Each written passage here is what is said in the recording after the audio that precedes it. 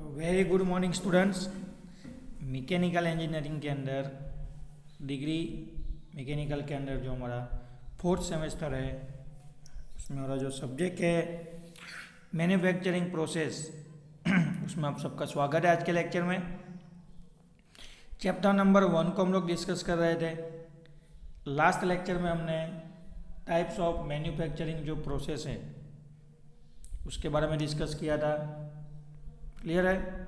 कुछ 60 अलग अलग तरह की मैन्युफैक्चरिंग प्रोसेस हमने देख ली है जो बेसिकली इंडस्ट्री में यूज़ होती है। आज हम लोग डिस्कस करने वाले हैं factor affecting selection of manufacturing process कि जो 60 अलग अलग कैटेगरी में मैन्युफैक्चरिंग प्रोसेस अवेलेबल है। हर एक कैटेगरी में और दूसरी सब कैटेगरियाँ दी गई है।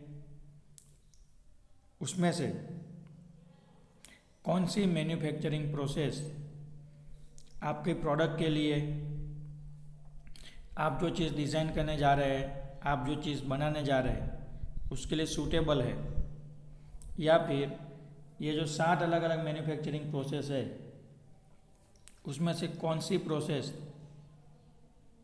कौन सी कंपोनेंट या फिर कौन से प्रोडक्ट के लिए बेस्ट होगी। तो ये बहुत ही कॉम्प्लिकेटेड वर्क है।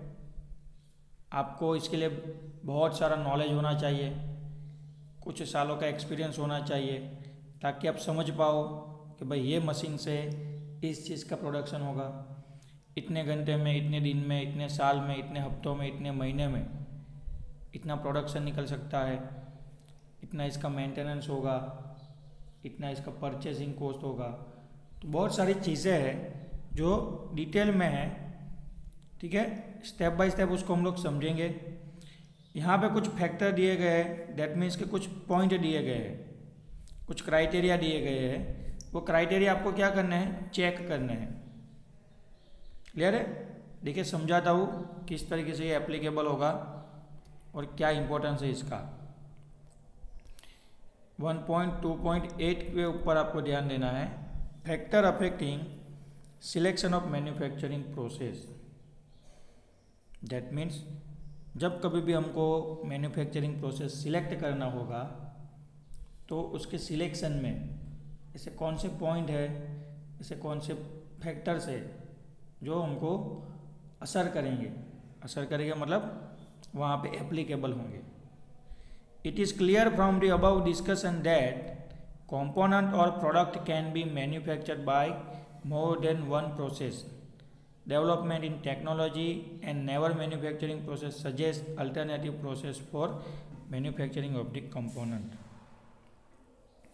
क्या कह रहे हैं लोग यहाँ पे? ये तो क्लियर हो चुका है ऊपर के डिस्कशन से कि भाई कोई भी प्रोडक्ट है उसको आप लोग बहुत सारी मैन्युफैक्चरिंग प्रोसेस से बना सकते हैं। ढेर सारा डेवलपमेंट हो चुका है, एक ही प्रोसेस में इतना डेवलपमेंट हो चुका है, इतनी टेक्नोलॉजी आगे बढ़ चुकी है कि आपको एक प्रोडक्ट बनाने के लिए एक से ज़्यादा मैन्युफैक्चरिंग प्रोसेस अवेलेबल हो गए। फिर भी अगर आप चाहते हैं कि भाई एक सूटेबल या फिर अच्छी मैन्युफैक्चरिंग प्रोसेस आप सिलेक्ट करना चाहते हैं तो कुछ 10 पॉइंट हमको दिए गए हैं, उसके ऊपर हम लोग फोकस करेंगे। ठीक है, सबसे पहले हम पॉइंट समझेंगे, फिर इस पॉइंट को कैसे यूज़ करना है वो भी हम लोग डिस्कस करेंगे। सबसे पहला पॉइंट कौन सा है? Volume of production. अगर आप कोई चीज़ बना रहे हैं, कोई प्रोडक्ट बना रहे हैं तो उसका वॉल्यूम लेना है। वॉल्यूम किसके रिगार्डिंगली कंसिडर करना है? वॉल्यूम मतलब नंबर ऑफ पीसीस। सपोज आप सोचिए कि आप बेरिंग बना रहे हैं तो बेरिंग आपकी प्रोडक्ट हो गई। ठीक है, अब टोटल आपको उसी डिज़ाइन की, उसी स्टैंडर्ड की बेरिंग जो बनानी है उसके नंबर ऑफ पीसेस कितने बनाने हैं। आप एक दिन में 100 बेरिंग बनाना चाहते हैं, 150 बेरिंग बनाना चाहते हैं, 500 बनाना चाहते हैं, 1000 बनाना चाहते हैं, या फिर पूरे साल का टारगेट है तो पूरे साल में आपको 5 लाख बेरिंग बनानी है। तो ये जो 5 लाख है, जो मैंने क्वांटिटी बोली, नंबर बोले ना, वो उसका वॉल्यूम हो जाएगा। ठीक है, तो वॉल्यूम के अकॉर्डिंगली भी मैन्युफैक्चरिंग प्रोसेस क्लासीफाई होती है। जैसे आप बल्क में बनाएंगे ज़्यादा क्वांटिटी में बनाएंगे तो उसको मास प्रोडक्शन कहते हैं। तो उसके लिए भी पूरा सेटअप, मशीन, सारी चीज़ें अलग से होती है। पूरा एक मैन्युफैक्चरिंग सिस्टम जो होता है, प्रोसेस होता है, वो थोड़ा अलग से ही काम करता है। ठीक है, आप चाहते हो कि कुछ स्पेसिफाइड नंबर, है ना, कुछ रीजनेबल क्वांटिटी में आपको प्रोडक्ट बनानी है, तो उसके लिए बैच प्रोडक्शन है। क्लियर? तो वो भी थोड़ा ध्यान लेना पड़ेगा। तो सबसे पहले क्या देखा हमने? Volume of the production, that means की क्वांटिटी, आप कितने समय में कितनी क्वांटिटी या बनाना चाहते हैं वो। सेकंड है टाइप ऑफ कंपोनेंट। अब ये बहुत ही भयंकर और बड़ी चीज़ है। टाइप ऑफ कंपोनेंट का मतलब क्या होता है? तो कंपोनेंट, मटेरियल, डिज़ाइन, डायमेंशन और साइज, चारों चीज़ों को अगर आप ध्यान में लोगे तो ये चारों चीज़ों के अकॉर्डिंगली कंपोनेंट चेंज होता है। मटेरियल के अकॉर्डिंगली कंपोनेंट चेंज हो जाएगा, डायमेंशन के अकॉर्डिंगली चेंज हो जाएगा, डिज़ाइन के अकॉर्डिंगली चेंज हो जाएगा। क्लियर? और लास्ट में क्या बोला मैंने? साइज़। तो ये चार चीज़ों को ध्यान में रखोगे तो उसके अकॉर्डिंगली कंपोनेंट का जो टाइप्स है वो भी चेंज हो जाएगा। फॉर एग्जांपल सर्कुलर कंपोनेंट है, सेमी सर्कुलर कंपोनेंट है, ज्योमेट्रिक जो शेप होते हैं वो आप जानते हैं, रेक्टेंगल, ट्रायंगल। ठीक है, तो वो सारी चीज़ें भी आपको ध्यान में रखनी है। थर्ड है एक्सपेक्टेड क्वालिटी स्टैंडर्ड। आप कितनी अच्छी क्वालिटी वाला प्रोडक्ट बनाना चाहते हैं। आपको नंबर 1 कैटेगरी लानी है क्वालिटी के अंदर, A1 क्वालिटी का प्रोडक्ट बनाना है, तो उसके अकॉर्डिंगली मैन्युफैक्चरिंग प्रोसेस सिलेक्ट करना होगा। उसके अकॉर्डिंगली मटेरियल, मशीन, ऑपरेटर, सारी चीज़ें स्टैंडर्ड लगेगी। अगर आप चाहते हो कि आपको घटिया क्वालिटी लानी है, प्रोडक्ट के अंदर आपको रद्दी घटिया क्वालिटी लानी है, तो फिर आप जो चाहो कर सकते हो। सस्ते मशीन, सस्ते आदमी, कोई सिस्टम नहीं, ऐसे ही सब चल रहा है। निकला जो निकला, जितना बना उतना बेच देंगे। ठीक है, कोई सिस्टम नहीं है, तो उसके अकॉर्डिंगली भी चेंज होता है। तो पहला आ गया वॉल्यूम, सेकंड आ गया उसका प्रकार, टाइप्स। थर्ड है एक्सपेक्टेड क्वालिटी स्टैंडर्ड, वो भी देख लिया हमने। फोर्थ के ऊपर बात करेंगे प्रॉपर्टीज ऑफ कंपोनेंट, जो मैकेनिकल प्रॉपर्टियाँ होती है कंपोनेंट की। क्लियर? फिजिकल प्रॉपर्टियाँ होती है, केमिकल प्रॉपर्टियाँ होती है, तो वो भी आपको ध्यान में रखना है। जैसे कि मैं आपको एग्जांपल देता हूँ कि आपको कोई कंपोनेंट बनाना है, उसके अंदर मैग्नेटिक प्रॉपर्टियाँ होनी चाहिए, तो ऑब्वियसली आपको रॉ मटेरियल वैसे ही सिलेक्ट करना पड़ेगा।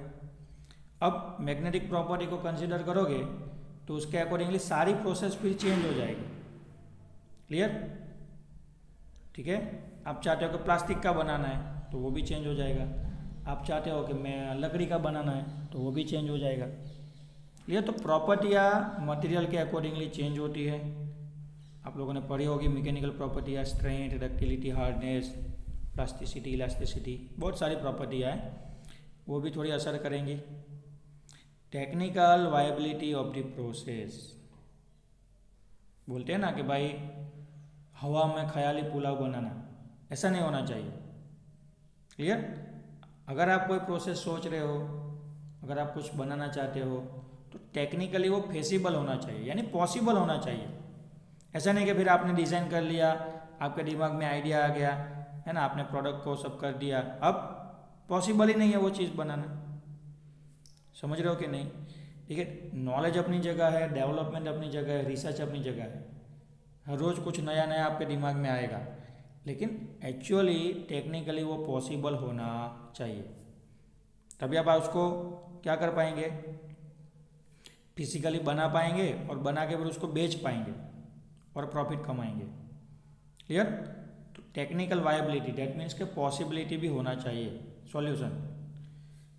छठे नंबर पे 6 इकोनॉमी। सब आपने बढ़िया कर लिया, लेकिन एंडिंग में पता चला ये सब के पीछे खर्चा बहुत हो रहा है। अब खर्चा ज़्यादा होगा, दैट मीन्स के मैन्युफैक्चरिंग कॉस्ट बढ़ जाएगा, ऊपर से आप प्रॉफिट ऐड करोगे। Manufacturing cost plus profit is equal to selling cost. अब सेलिंग कॉस्ट ज़्यादा बढ़ गया ना, प्रोडक्ट की वैल्यू ज़्यादा हो गई, मार्केट में रखा कोई खरीद नहीं रहा है।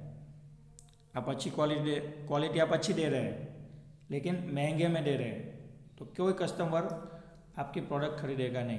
अगर खरीदेगा तो बहुत ही कम बिकेगी ना, कोई ज़्यादा इंटरेस्ट लेगा नहीं।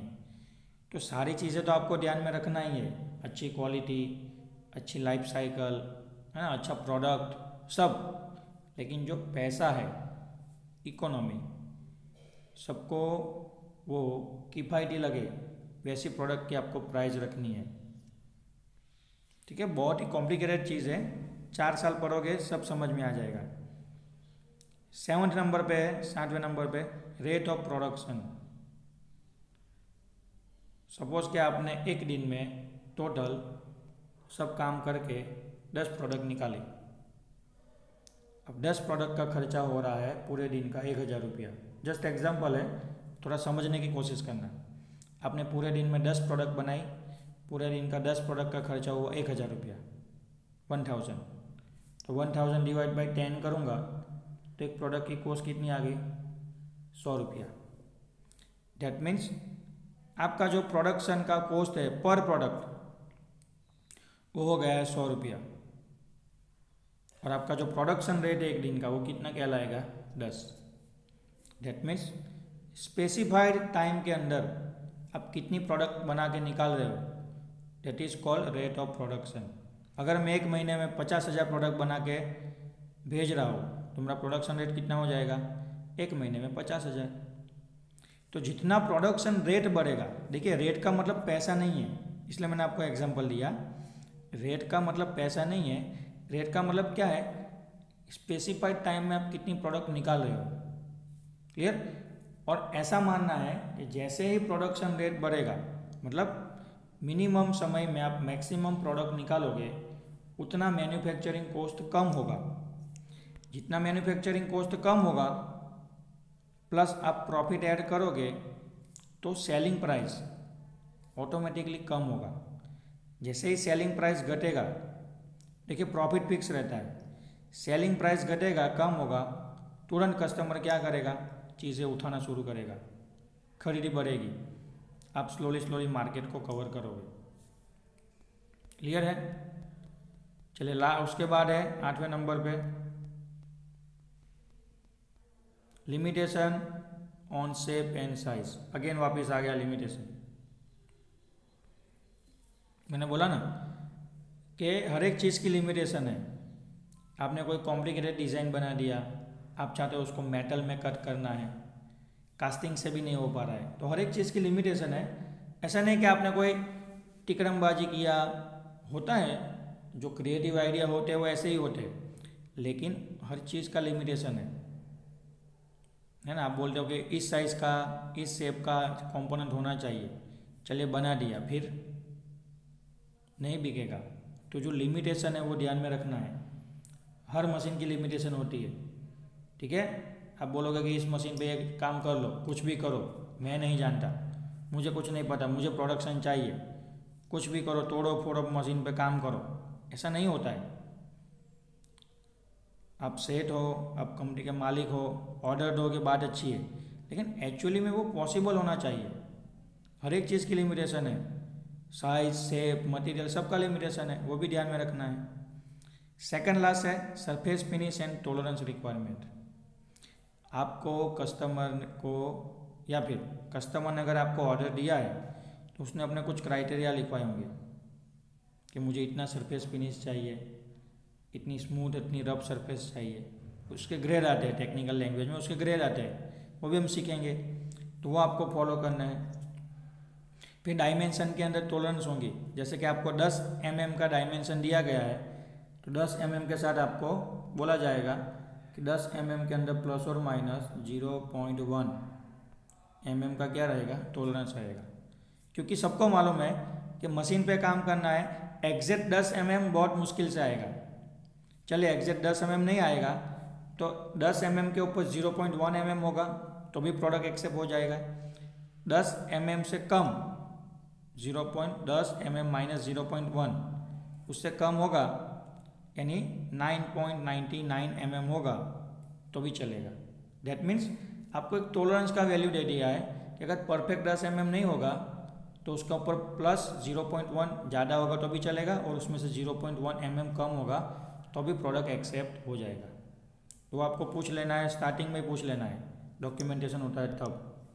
और लास्ट में क्या है, functional requirement of the component ना। आपने बढ़िया चीज़ बना ली, लेकिन ये जो कंपोनेंट कस्टमर आपसे खरीद के जाएगा वो कहीं ना कहीं यूज़ होने वाला है। आप समझ रहे कि नहीं? कोई बेरिंग खरीद के गया वो कहीं पे लगाएगा, कोई आपसे क्लच खरीद के गया वो कहीं पे लगाएगा, है ना। कोई आपसे इलेक्ट्रिसिटी का वो प्लग खरीद के गया तो वो जाके घर पे लगाएगा। क्लियर? वो छोटा बैटरी का सेल आता है वो लेके गया, वो रिमोट पे डाल के यूज़ करेगा। तो चीज़ें आपने सब बढ़िया बना ली है, लेकिन जब कोई कस्टमर उसको ले जाएगा और उसको यूज़ करेगा और उसका जो फंक्शन है, उसको जो काम करना है वहाँ पे जाके, वो होना चाहिए।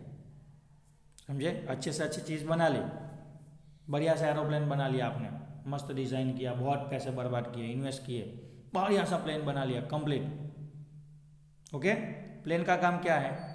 उड़ना, और उसके अंदर जो भी बैठा उसको ट्रांसपोर्ट करना। पता चला प्लेन इतना हैवी बन गया कि उड़ ही नहीं पा रहा है, तो प्लेन का जो फंक्शनल रिक्वायरमेंट है वो सेटिस्फाई नहीं हो रहा है। जैसे आप मैकेनिकल की डिग्री ले रहे हैं, यहाँ से 4 साल हो गए, अब पास हो गए, ठीक है। अभी आपका काम क्या है, आपका फंक्शन क्या होना चाहिए? As a mechanical engineer company में जाना और वहाँ पे अपने नॉलेज को क्या करना, एक्सप्लोर करना है। पता चला आपको कुछ आता ही नहीं है, आप कैसे पास हो गए किसी को पता ही नहीं है। तो ऐसा नहीं होना चाहिए। हर एक चीज़ का, हर एक प्रोडक्ट का फंक्शनल जो रिक्वायरमेंट है वो फुलफिल होना चाहिए। आपने बाइक खरीदी, बाइक लेके आप निकले, ठीक है, थोड़ी दूर गए, बाइक बंद हो गई। कभी कभी आ जाता है मेंटेनेंस, रिपेयरिंग, लेकिन आप नया बाइक लेके आए, है ना, शोरूम में गए, नया बाइक का पैसा भरा, आपने चाबी लगाई, ऑन किया, चालू ही नहीं हो रहा है। बहुत ट्राई की, ख़त्म, बात ख़त्म, चालू ही नहीं हुई बाइक। अभी आप वो बाइक खरीदोगे? नहीं, ठीक है। तो ये जो फंक्शनल रिक्वायरमेंट है वो भी इम्पोर्टेंट है। तो यहाँ पे 10 पॉइंट दिए गए हमको। तो आपको क्या करना है, आप कभी भी कंपनी में या इंडस्ट्री में जॉब पे लगो, अगर आपको बोला जाए कि भाई ये ऑर्डर आया है, ये ऑर्डर का प्रोडक्ट है, ये प्रोडक्ट का ड्राइंग है, डिज़ाइन है, ये उसका स्पेसिफिकेशन है, अब उसको एक्चुअल में बनाना है, एज अ सुपरवाइज़र आपको क्या करना है?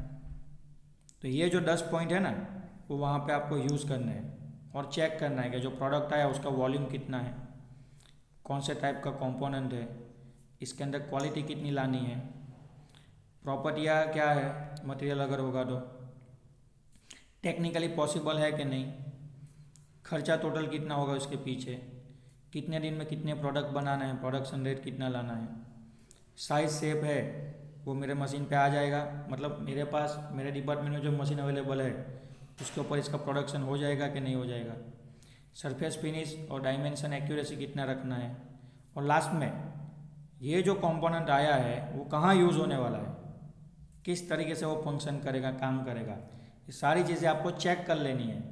जैसे आप ये 10 पॉइंट चेक करोगे ना, आपका आगे का कंसेप्ट, आगे का पूरा विज़न क्लियर हो जाएगा।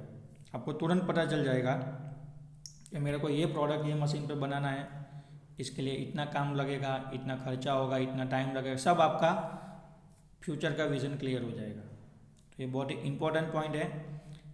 टेक्स्ट बुक वालों ने सिर्फ पॉइंट दे दिए है, लेकिन डिटेल में मैंने आपको एग्जाम्पल के साथ समझाया। बहुत मज़ा आया आज के लेक्चर में, आपको भी मज़ा आएगा। लेक्चर सुनिए, कंटिन्यूसली लेक्चर को देखिए, सीरीज़ में जो आते हैं, और जो भी ये पॉइंट है इंपॉर्टेंट उसको नोट डाउन कर लीजिए। मिलेंगे कल नेक्स्ट लेक्चर में। Thank you.